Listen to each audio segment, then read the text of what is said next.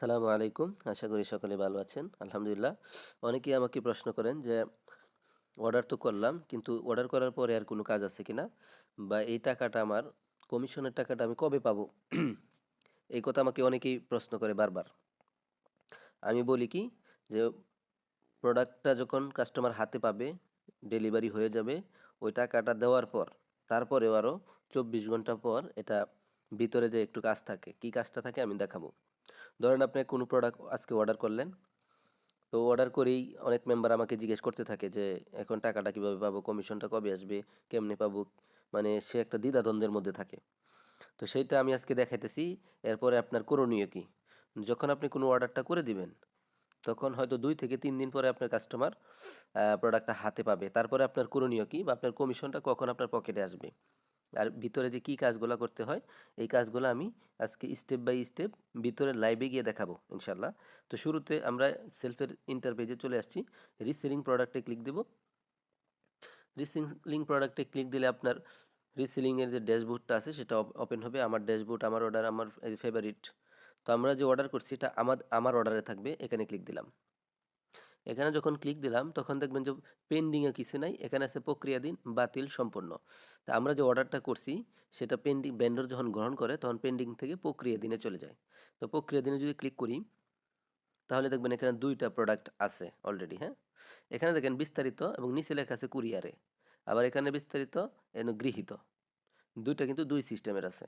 তো আমি যদি আপনাদের যখন কাস্টমার পাবে তখন আপনারা এখানে চলে আসবেন।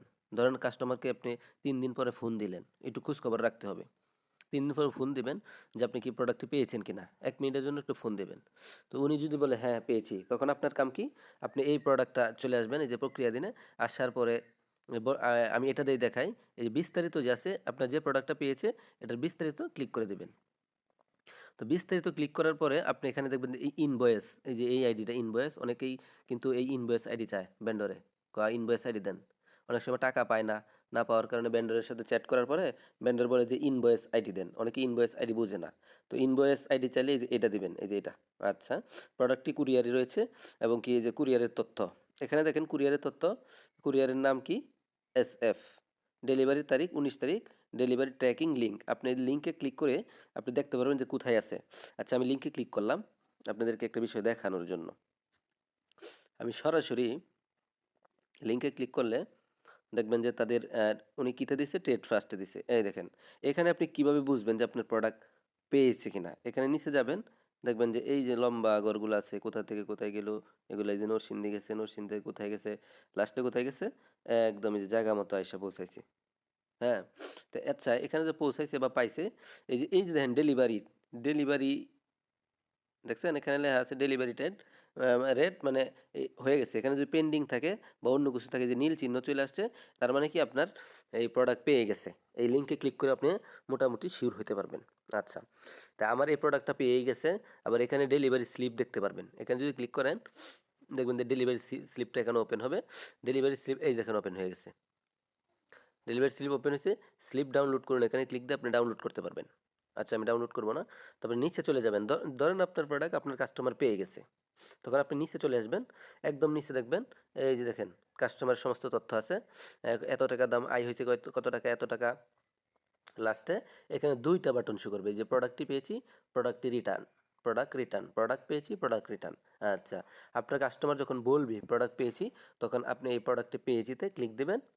তখন ক্লিক দেওয়ার পরে ভেন্ডরের কাছে একটা মেসেজ চলে যাবে বা ওখানে একটা বাটন শো হবে।